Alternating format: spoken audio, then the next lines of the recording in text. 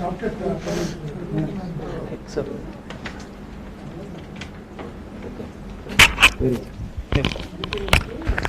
check here.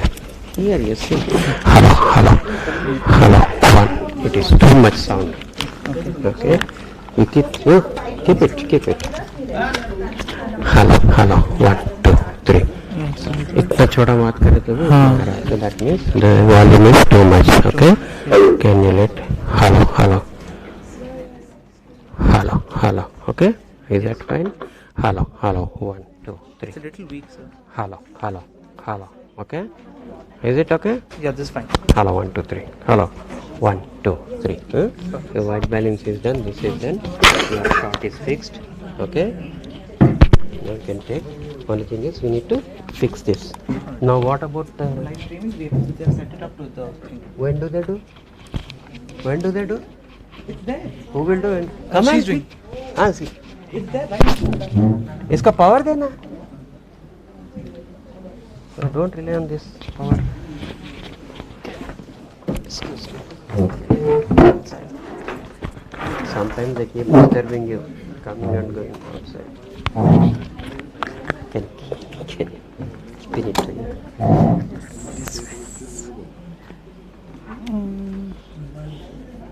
Or reverse. Yeah. Oh.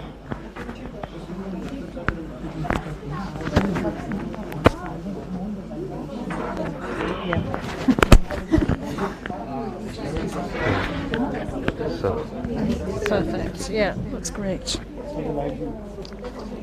you can keep it on the floor. Yes. Okay.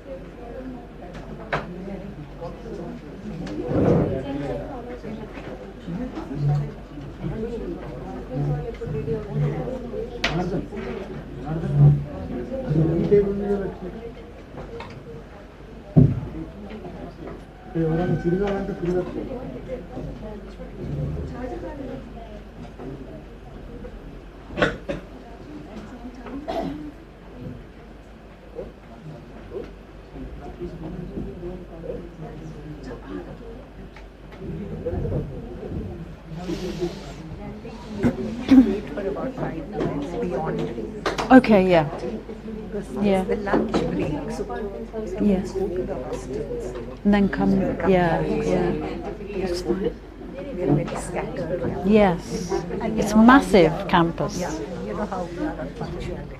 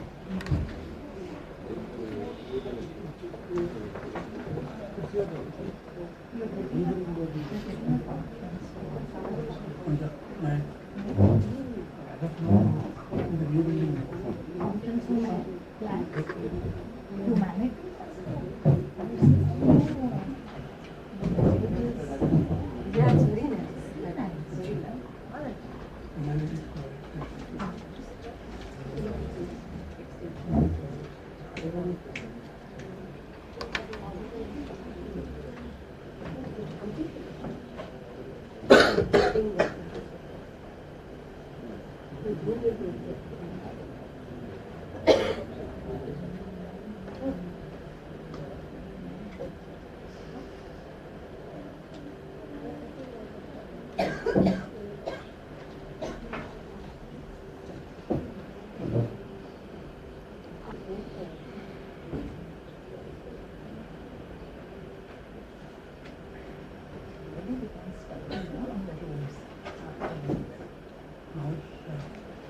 of the classroom, you can come to this if you take a bite. Oh, there she is. The flight has landed.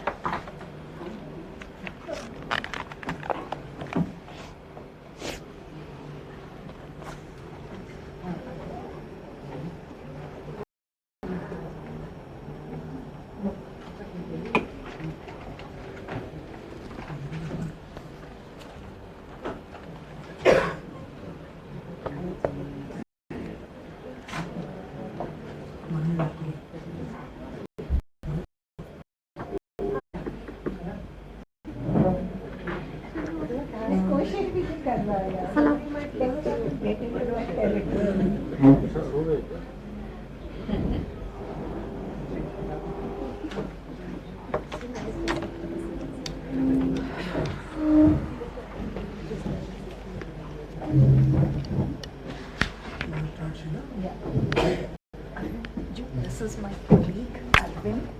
Hi. He's also a geographer. Sorry, I'm strapped in. Yeah, nice to meet you. I'm glad you're clapped. Yes. I told you we are two geographers. He and me are Great. geographers in the center.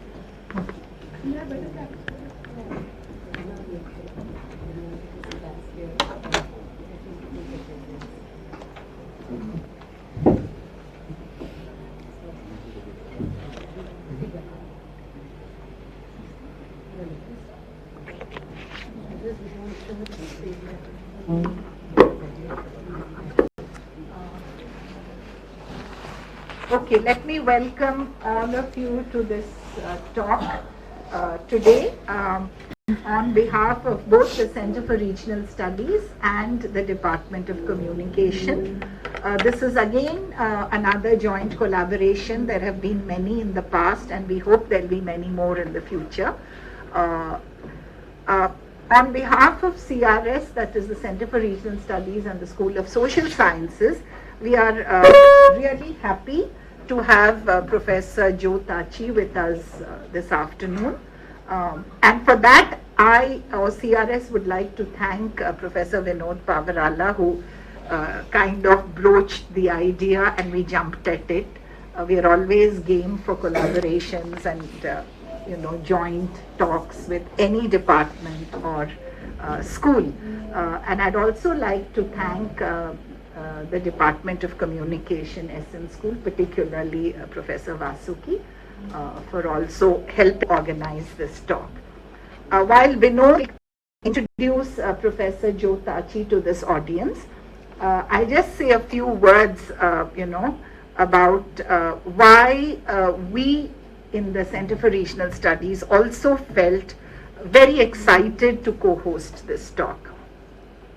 And we're really happy that Jo, you accepted, to deliver this talk to us, because we feel you have all the right credentials to be claimed by Social Sciences, Center for Regional Studies, besides, of course, the Department of Communication.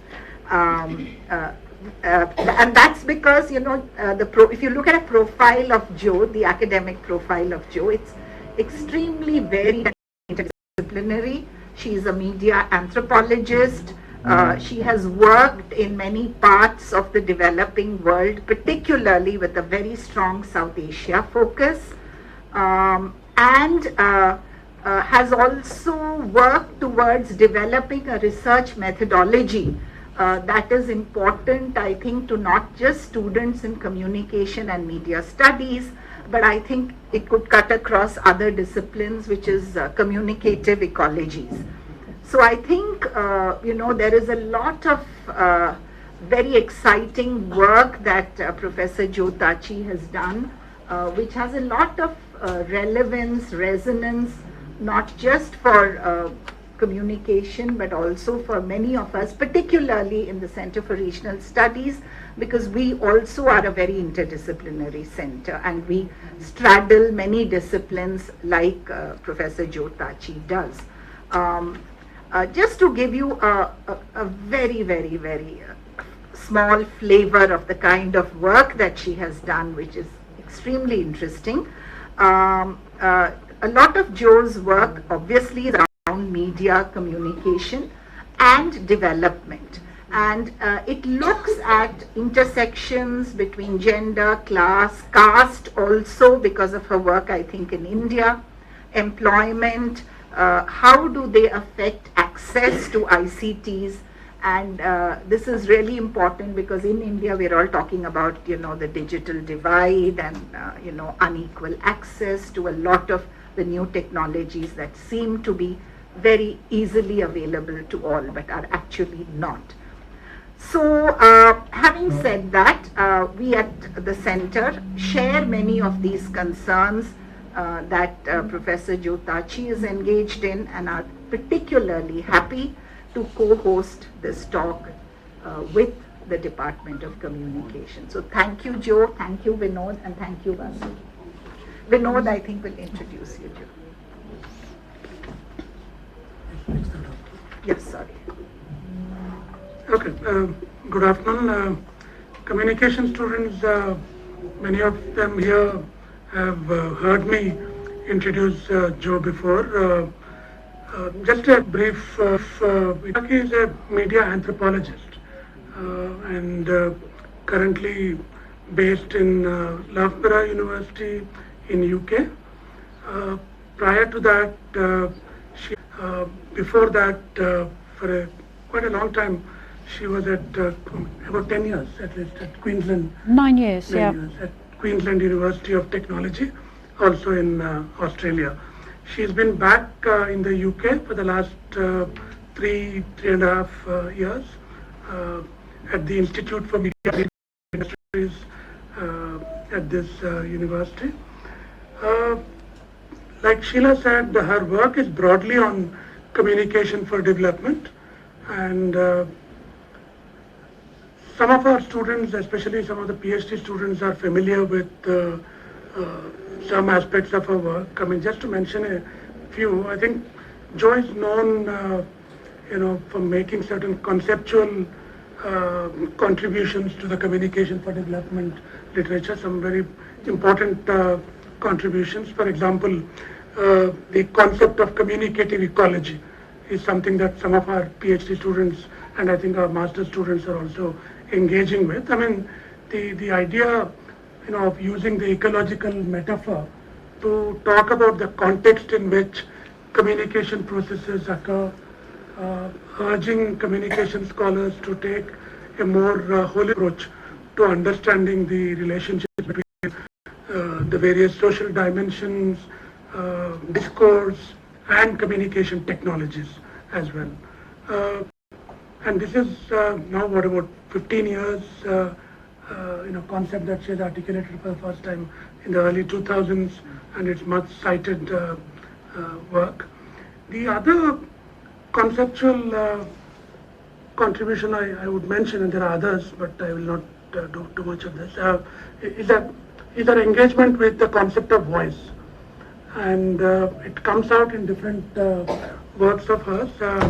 There is a UNESCO project titled Finding a Voice that she did, I think it was published around 2008-9, which is a large multi-sited ethnographic study of local participatory content creation.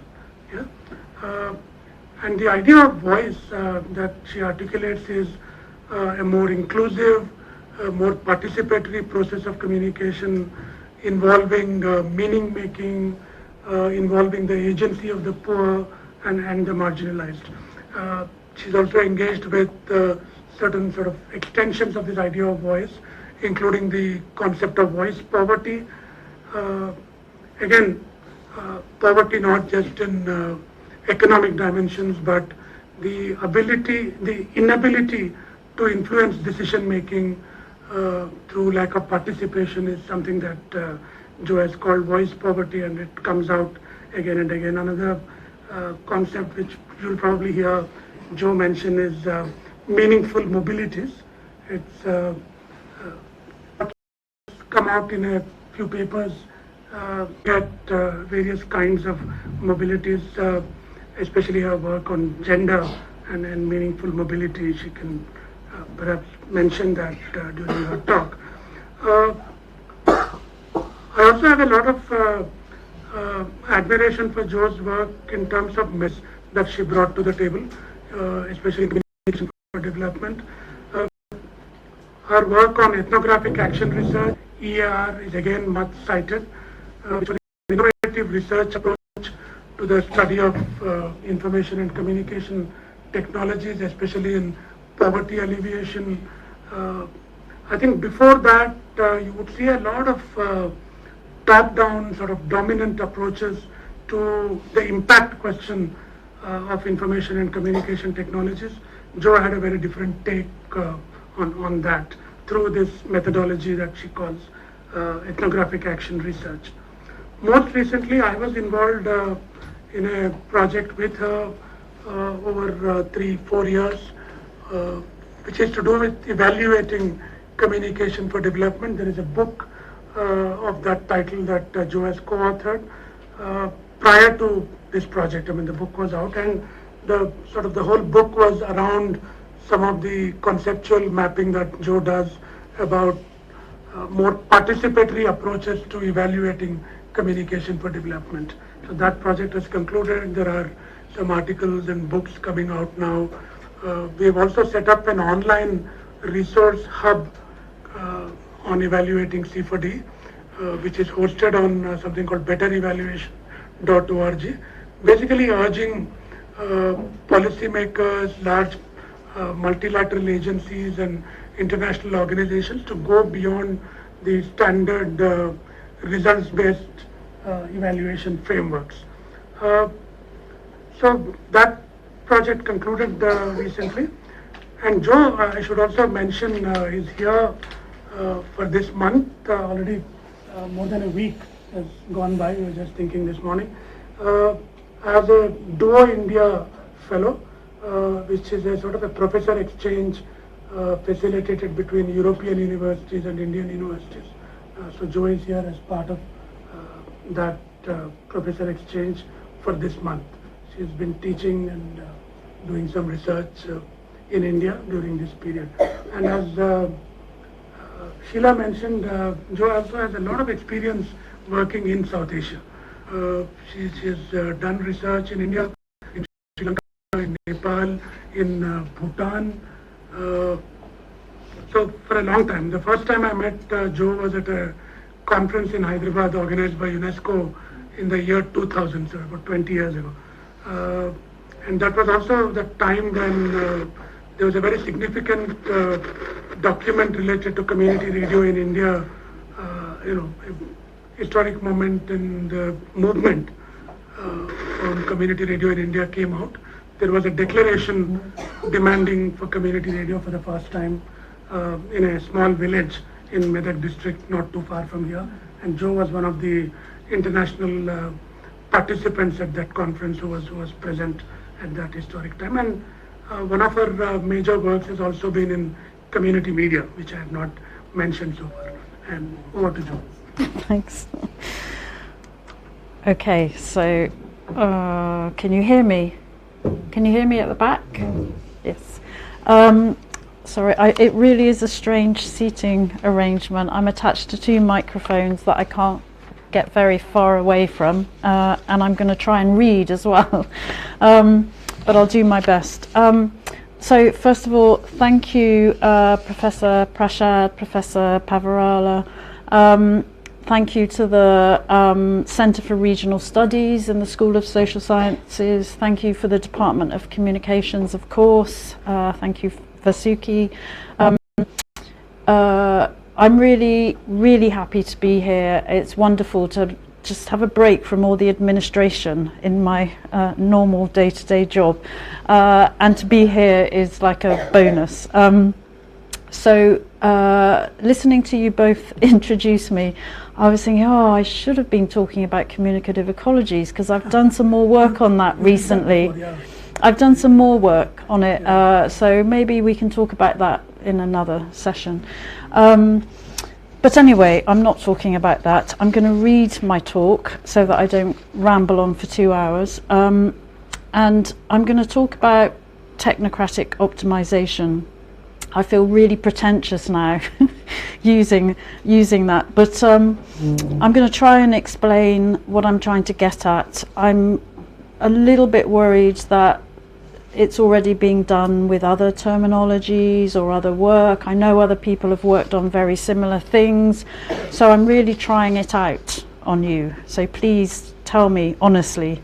So I'm going to, I'm just going to start reading now.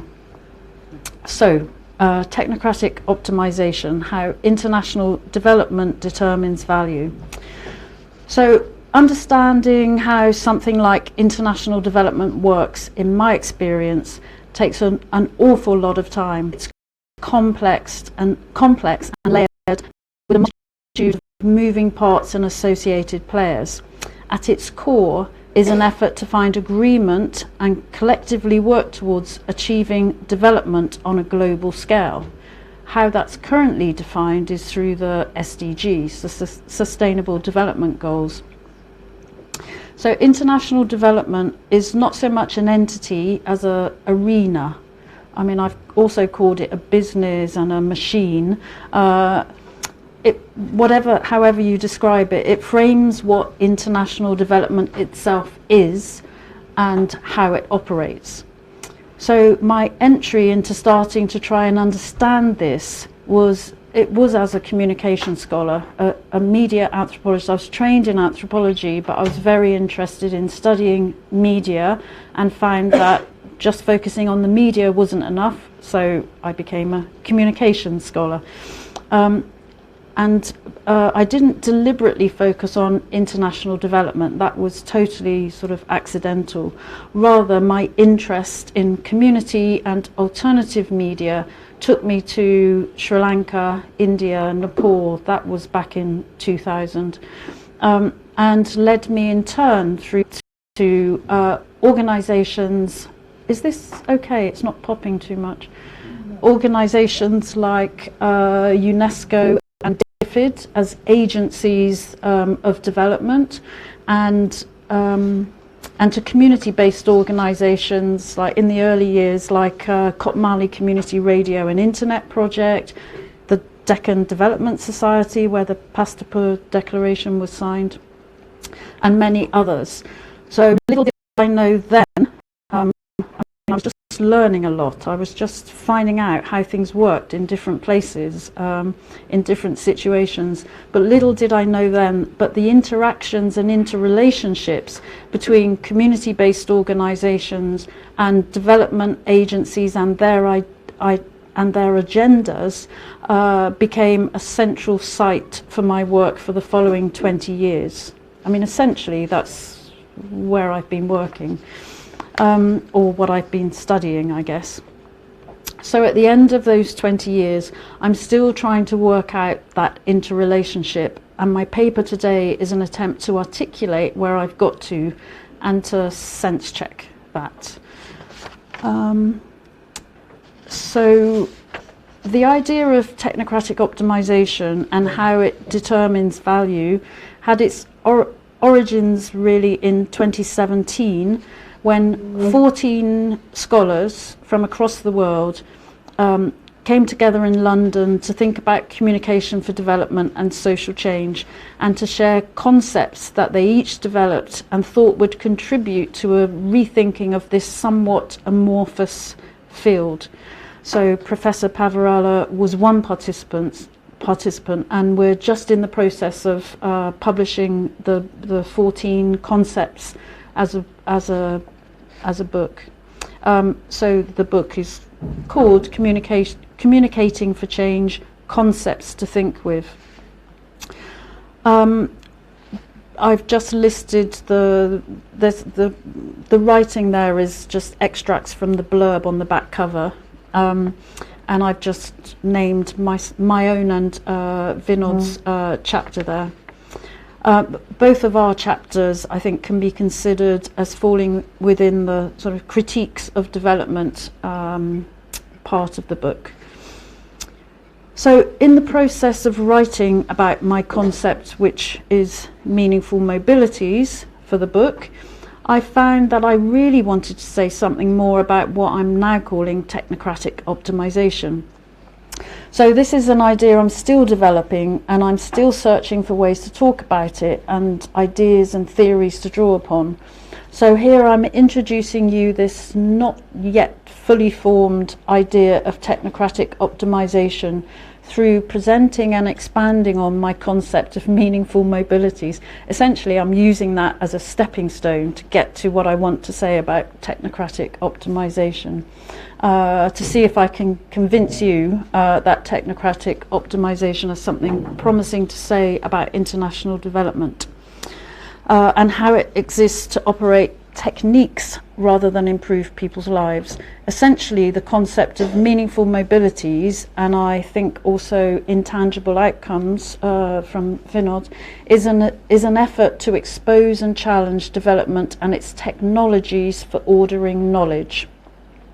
So first then, I'm going to briefly introduce what I mean by technocratic and optimizations. Thereafter, I'm hoping to emerge out of what I say when I present the of meaningful abilities.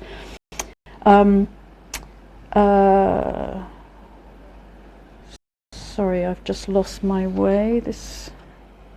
Okay, yes. So this alludes to and sets the scene for my current thinking around the technocratic in international development, and how it embodies and expresses development's dominant logics, and through its optimizations, how it determines value. So,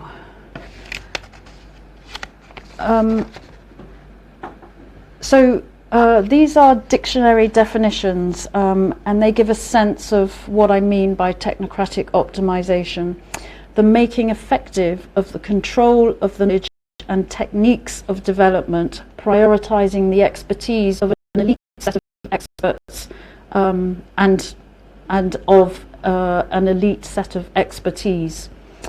So I haven't quite got the definition of it right yet, but that's my working definition. So one note before I go on to talk about meaningful mobilities more. I use the term technology in this talk to refer at times to the hardware of machinery, but more to refer to what Jacques Ellul calls technique, which refers to objectified knowledge. So for Ellul, the machine is one small part of technique, or the technological. So Barbara Townley, I'll give you the references later, Barbara Townley explains it like this: technology and its affiliates, technical, technique, technocratic, derives from techne, meaning technical knowledge or know-how. Technologies are the manifestation or materialization of coordinated means-ends relations, the mechanism whereby means-ends relations become or are made manifest. So the machine is only one small part of this. Okay. So meaningful mobilities refers to locally meaningful social, economic or other change. I first introduced the concept in relation to gender and mobile phones in 2012 as a way of arguing that while mobile phones can be seen as active agents towards social change, they're only ever one part of change and must be understood and embedded within overarching structural arrangements as well as specific uses and settings in order to understand the part they play. So it was a way of drawing attention to the problems associated with allocating transformational properties to mobile phones, which were and still are held up as a panacea for underdevelopment. It was a way of trying to redirect attention to local experiences, contexts and meanings. The naming of the concept references the importance of recognizing and acknowledging what kinds of change or mobilities are meaningful to people themselves based on their ways of experiencing and understanding the world. The play on the words meaning and mobile was both to indicate that mobile phones might not be understood in the same way by everyone, may have different meanings in different settings, and to reference the kinds of changes that might be examined as mobilities, including social and economic mobility. Within the development rhetoric, mobile phones were being implicated in social and economic mobility without actual evidence that this was being meaningfully achieved. Uptake of the technology was equated with development. The widespread uptake of mobile phones is seen as a remarkable example of a leapfrogging technology, reaching the most remote, the most excluded, and it is quite remarkable. They are largely conceived in development terms as providing a platform for the delivery of information that can change lives. This conception exists within a broader understanding dating back to post-World War II that sees technology transfer as central to international development, from industrial production technologies, agricultural and medical technologies to media and communication. The digital age, including access to information and communication technologies and connectivity, is the latest example of this.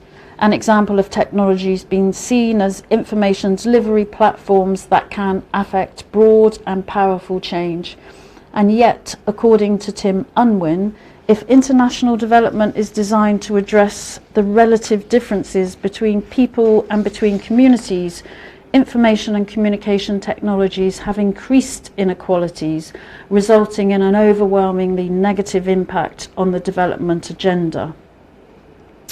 So meaningful mobilities was a call to pay more attention to contextual factors and less to the fetishization of a single technology. It was useful at that time because of the ways in which mobile phones were talked about as somehow transcending other technologies, within the persistent development belief that technology transfer will modernize and transform developing countries and shape and change socioeconomic situations.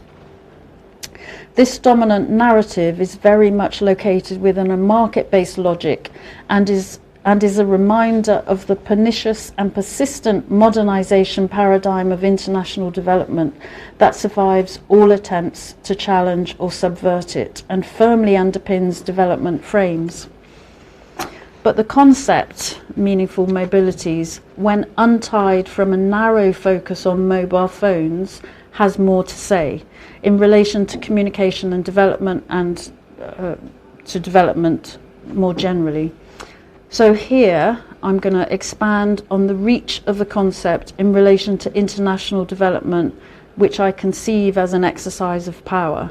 First, I discuss how meaningful mobilities help us think through the conundrum we regularly face as communication scholars working with development organizations in relation to always having to emphasize the difference between communication and information. So communication and information is the first thing I'm going to talk about.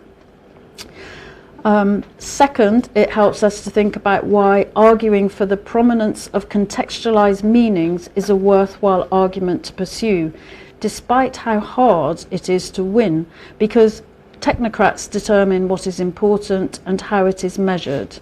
So this is the second thing, contextualize meanings and measurements. Third, it can be used as a lens for examining the cognitive determinism of development frames, which impose dominant logics and rationalities. So I'm going to go through each of these three aspects of meaningful mobilities in an effort to explicate its potential relevance to communication for development and social change, and move towards a demonstration of what I mean by technocratic optimization. So first, information and communication, or communication versus information, as I put it on the slide. So as communication for development scholars, we've been arguing for decades against the idea that media can aid development through one-way message delivery, against simplistic ideas that exposure to information in the form of media content will lead to the behaviour change of people living in poverty or experiencing other forms of exclusion and disadvantage. Simplistic behaviour change communication assumes agency on the part of others. Communication is much more than the circulation of or delivery of information. It's about relationships and dialogue, and is essential to participatory development.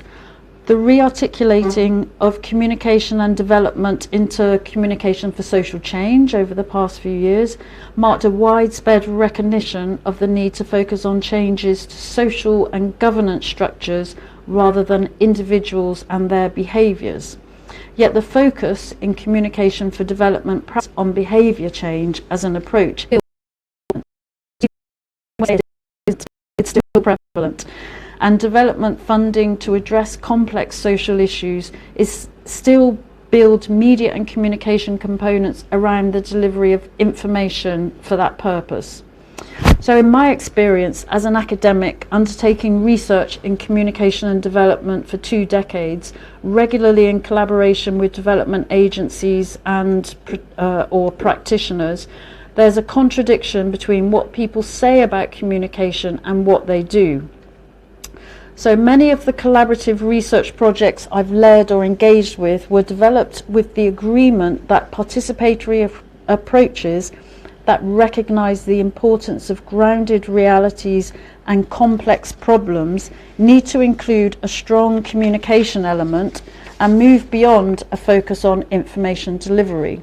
Those working on the ground in NGOs or community media organisations who are embedded within and engage closely with communities know most about what their needs are, but are constrained by funding flows, programmatic priorities, and the planning and reporting requirements of development agency funders. They struggle to find ways to fulfil funder requirements while delivering activities that are locally meaningful. That have to be reframed to fit funding calls and made measurable according to predetermined indicators distant from locally determined notions of what would constitute meaningful change. So I've also worked with bureaucrats from large development agencies who seem to be facing 2 directions at once. So recognising on the one hand that communication, engagement and participation is what would deliver something meaningful in the complex and messy realities of the communities they seek to intervene in or problems they seek to address, but needing to fit into and report to established and measurable criteria of a dominant logic of development. So a shared joke amongst one set of communication for development bureaucrats that, Vinod and I recently have worked with. I'm not sure if you were here when this was discussed, but anyway, you can tell me. It was a joke that these bureaucrats had around the KAP surveys, KAP surveys, that they regularly used or required their partners to use to monitor their programs. So KAP stands for knowledge, attitudes and practices, and is an illustration of the focus on information and individual behaviour change over communication and social change. The joke among the bureaucrats was to refer to these surveys as crap. They added an R, just amongst themselves, because it was widely appreciated that they don't really do much at all to increase meaningful knowledge. So while I've observed a desire to and collaborated to develop ways to increase participation in the design, delivery and reporting of communication-based development interventions, I've also seen how development implementation reinforces established conceptions and definitions despite an expressed desire to do more to collaboratively create meaningful development with communities, which Manyozo talks about in a recent book.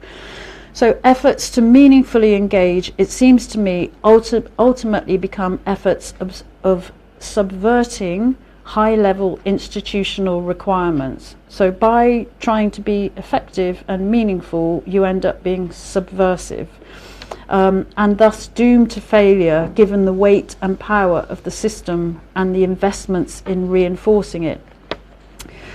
So the easiest route to delivering communication for development projects is to simplify complexity, plan activities that are measurable and that conform to established registers of monitoring and meaning. This leads to an abundance of behaviour change projects with information packaged and delivered at scale and serves only to place the emphasis for change on decontextualised and abstracted individuals rather than suboptimal or oppressive social, economic and political systems and structures.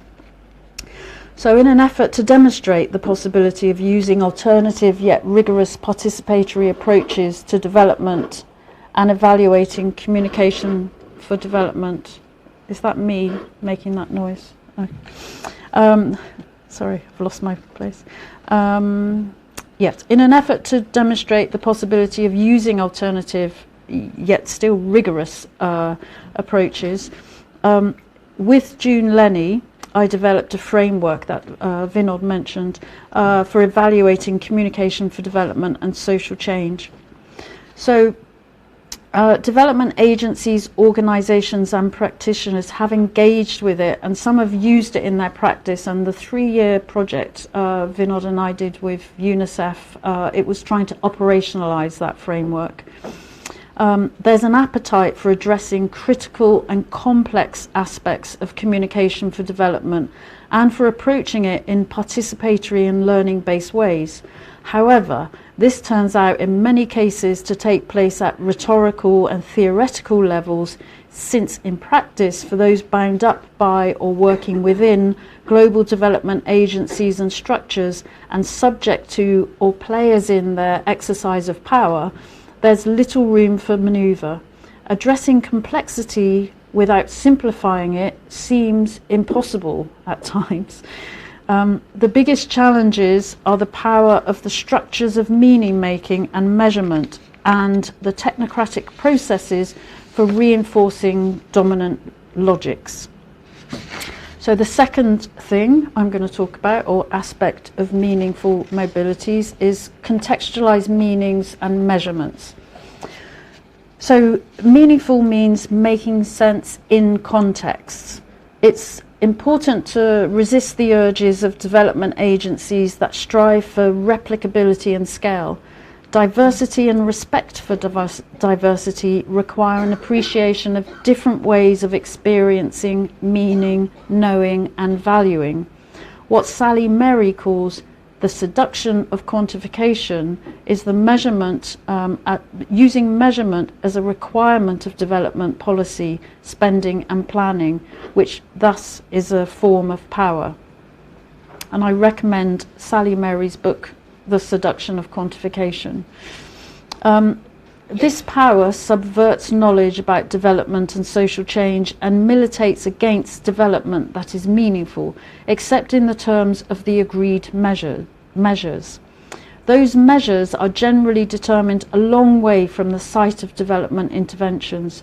Thus, the concept of meaningful mobilities intends to draw attention to the need to resist the power of quantification and assign more power to contextualized and qualitative understandings of what is meaningful.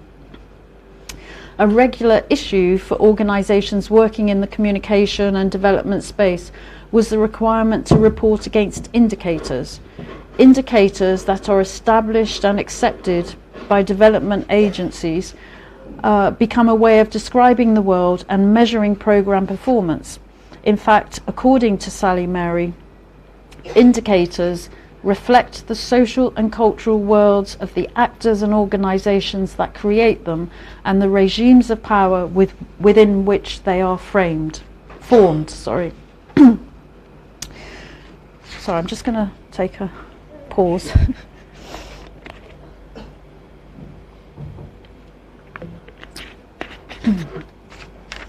Okay. So political and ideological decisions around indicator development are both hidden and legitimated through statistical evidence and experts. Technocratic knowledge feeds into and underpins forms of governance such as results-based management, now prominent in major development agencies. How statistics are created and used makes a difference to the way the world is understood and how it's governed. Mary traces the processes of global indicator construction for human rights, gender violence and sex trafficking. It really is a comprehensive exploration of the development of those indicators. These indicators were often constructed over 2 or 3 decades. She shows how they are gradually developed by building upon fragments of earlier ones, how cultural assumptions and specific theories of social change are embedded in them, how global experts, predominantly from the global north, hold specialist knowledge and authority, and how categories and models based on local knowledge are difficult to incorporate. In this way, what she calls indicator culture is a technology for ordering knowledge. So this is what I mean by technologies for ordering knowledge. They categorize and count things regardless of how they are experienced, de-stressing experience, simplifying complex relationships, and decontextualizing meanings. In the mid-2000s, I worked with a Communication for Development NGO in Nepal to develop a participatory monitoring and evaluation methodology, which is still available. Over 4 years, we collaboratively developed a methodology that still, they tell us, influences the work they do today.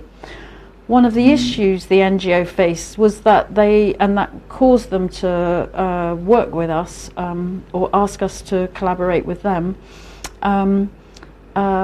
was that they always had indicators imposed upon them or were asked to set indicators conforming to funder requirements at the application stage.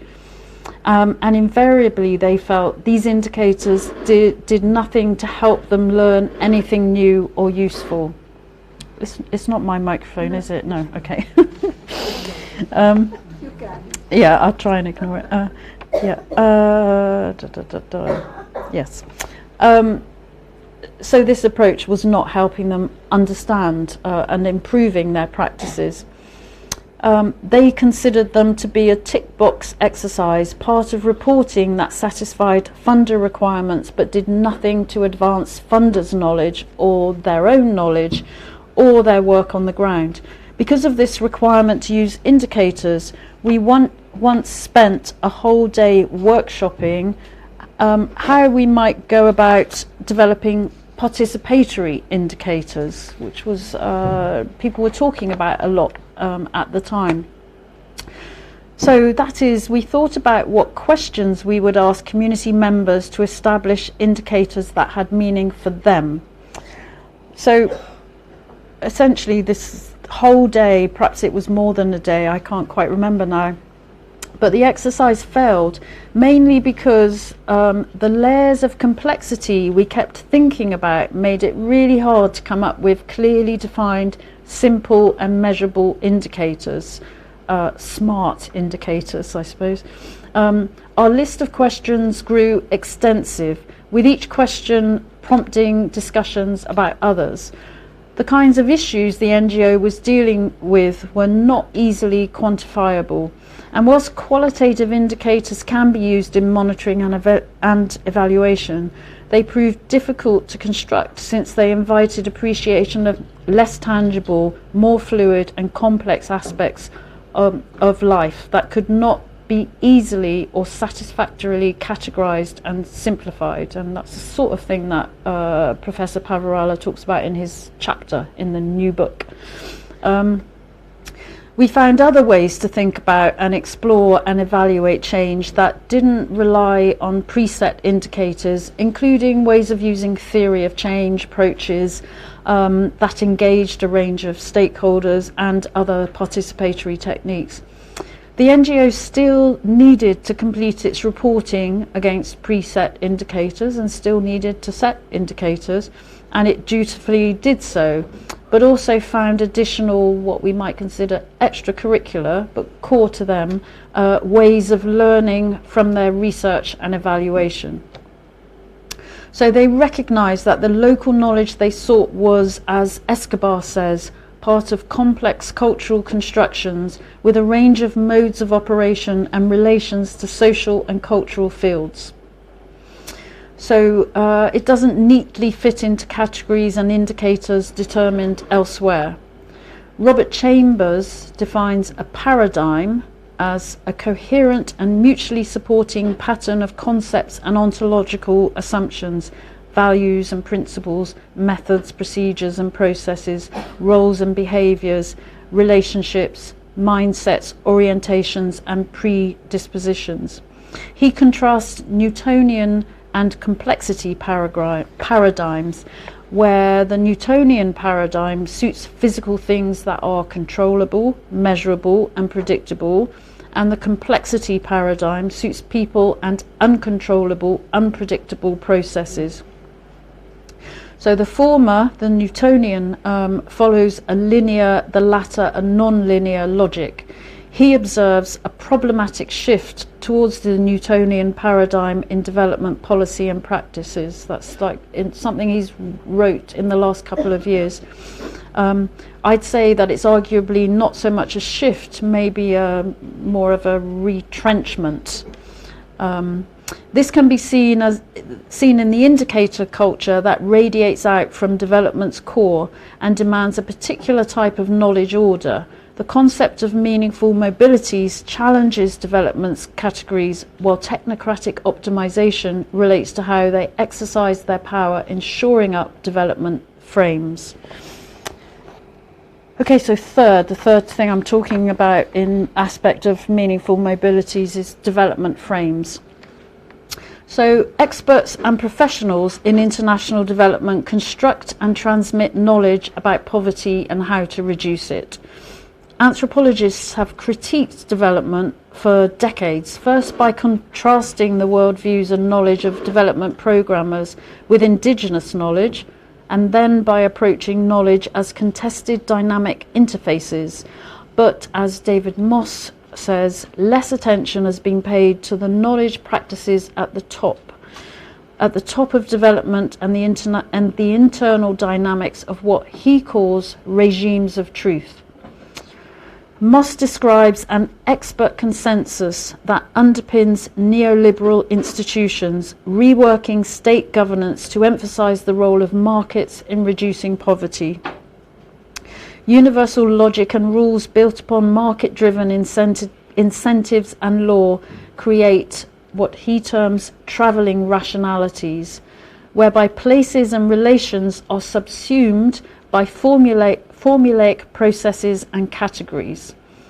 In fact, David Moss takes the idea of travelling rationalities from somewhere else, which the reference for which I don't have here, but David Moss's use of it, and it's in a book called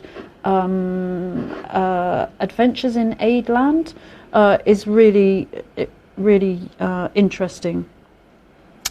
So, as in Mary's critique of quantification and indicators, we see the technicalization of policy and centralization of expertise.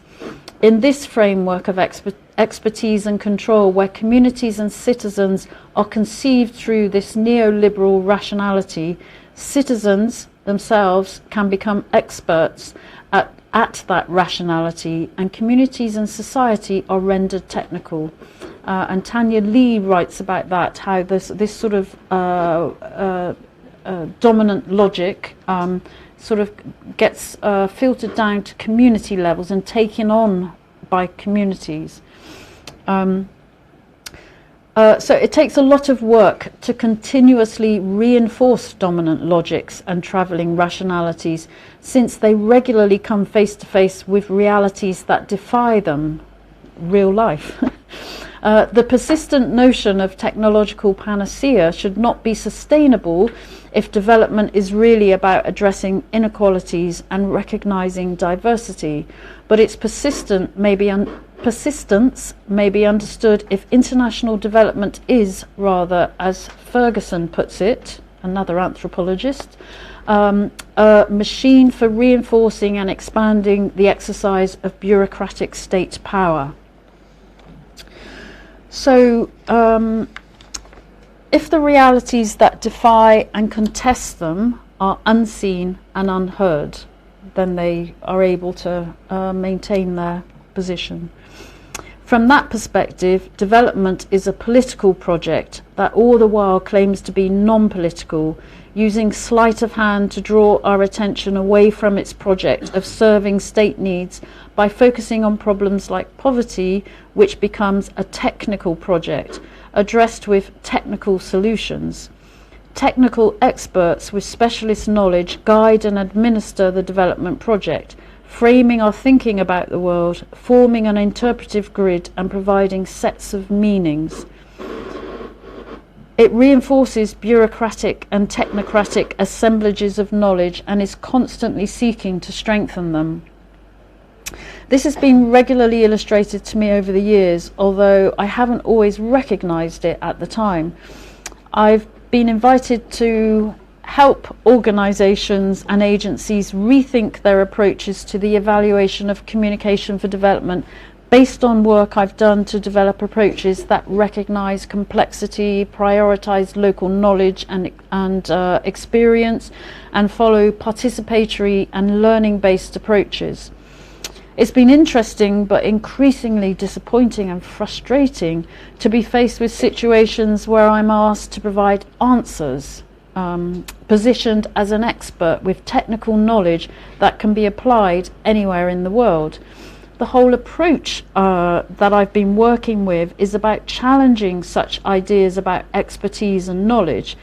When working with development practitioners, specifically in order to bring an approach that recognises complexities, it's often been apparent that what would be really valuable to them would be to help them find a way of simple and measurable evidence.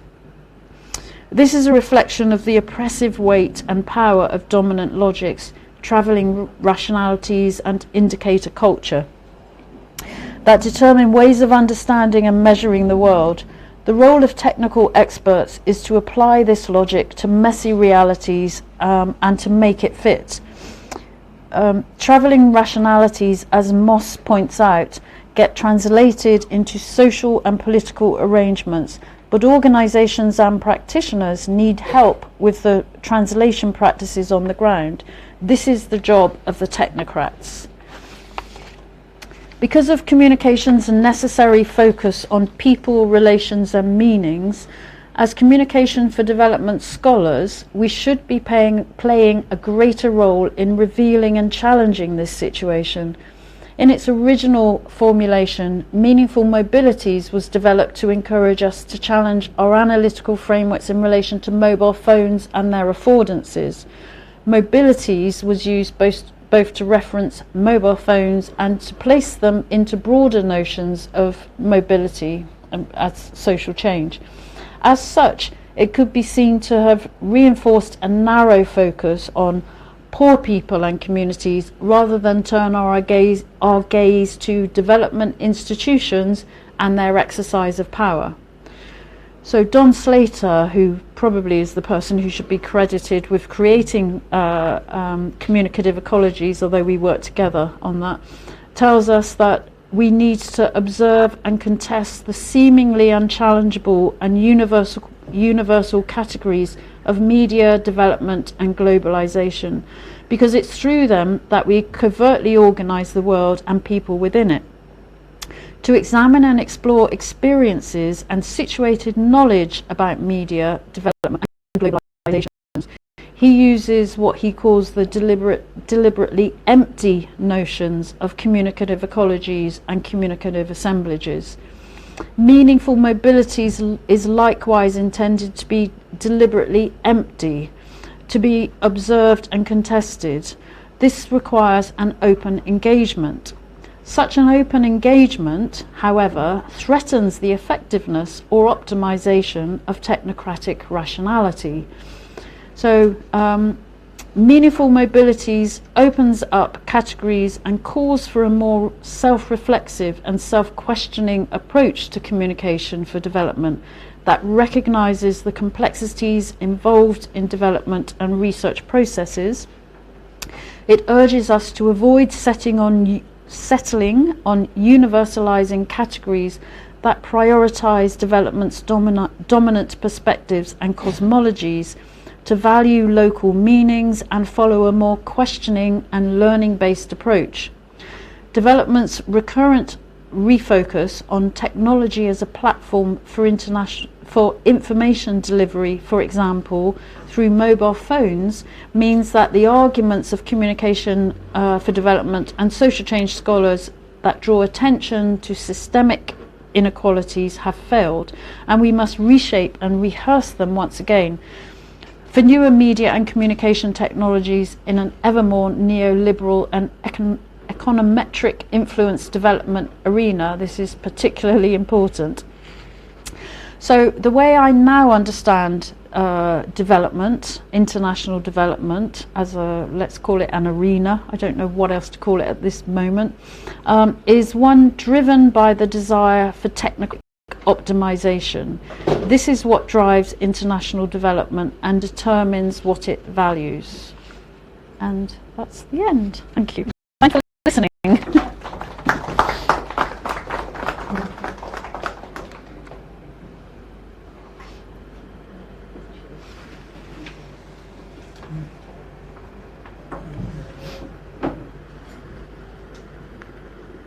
Okay.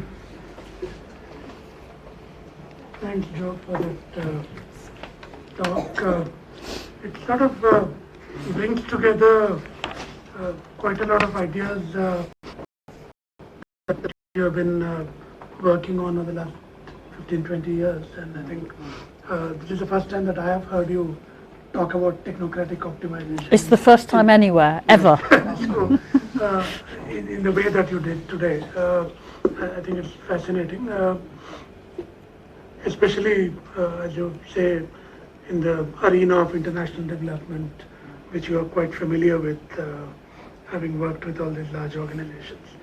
So let's open it up for questions, comments.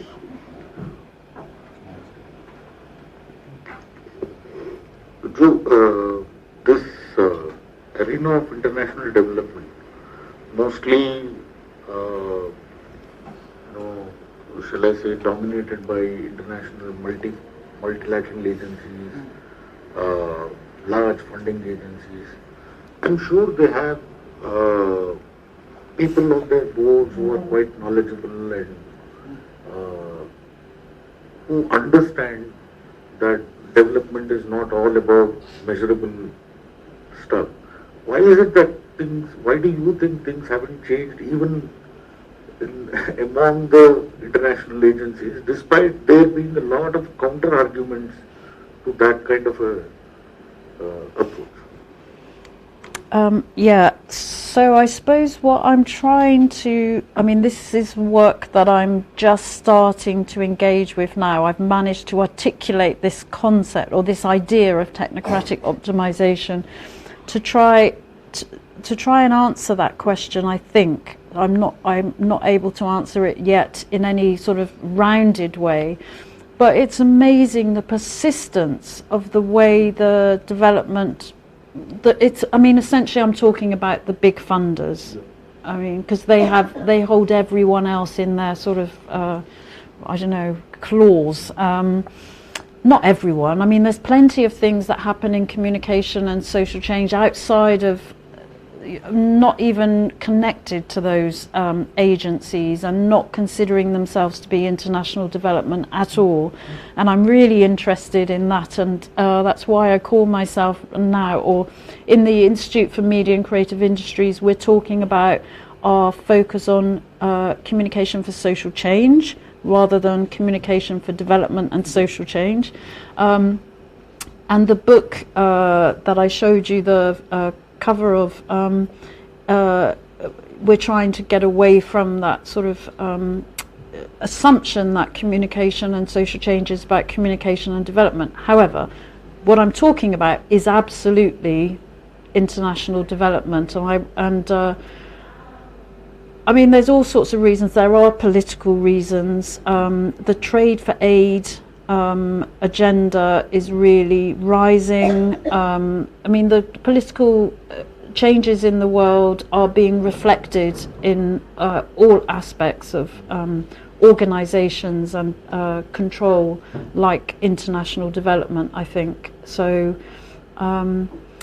also it's massive. It's such a big operation, like working sort of in the heart of or in the belly of the beast of UNICEF, as we were. I mean, our work was not funded by them, so we weren't employed by them. We were funded by the Australian Research Council, which gave Vinod and myself and the other researchers the ability to say, no, we're not going to do that, or whatever. But working with people in that system, you see the layers and they are a long way from the decision making, where the decisions get made. They try and feed into them all the time. So there was an effort to try and get communication indicators into the big sets of indicators. Were you at that meeting, Vinod, in New York, I think? And it's like just to get communications on the map, like all the discussions about what do we really need to do on the ground in place X or place Y, they didn't really happen. I think part of the answer, Vasuki, is also in what Pradeep Thomas and others have called the political economy of international development, and what Joe talked about as a funding imperative.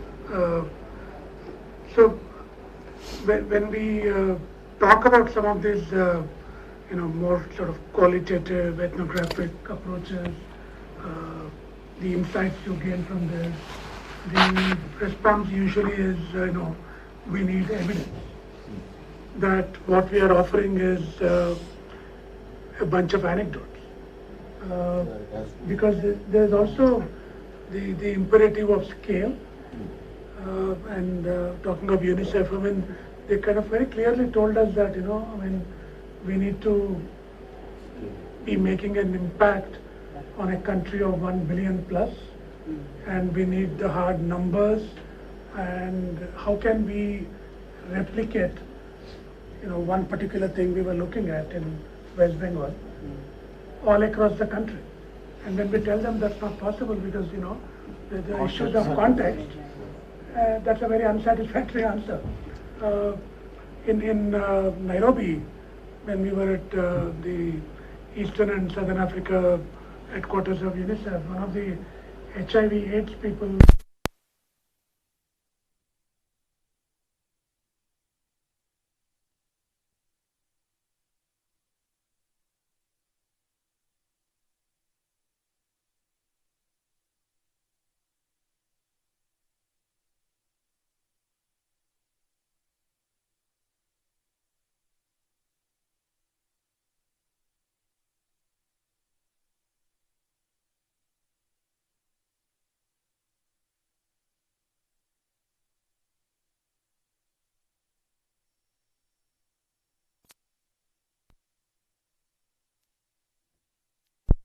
and proving, but understanding and improving. Right?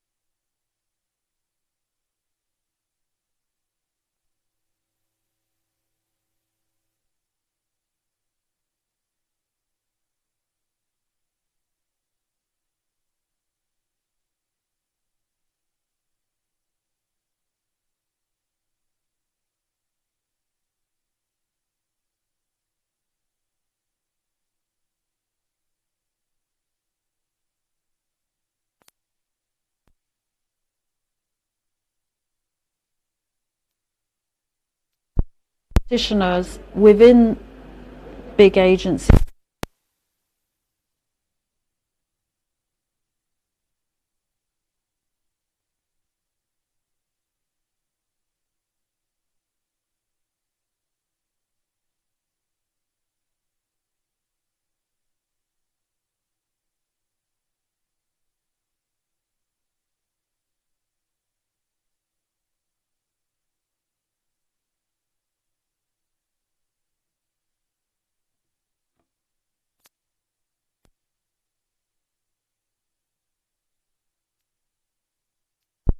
we need to focus on why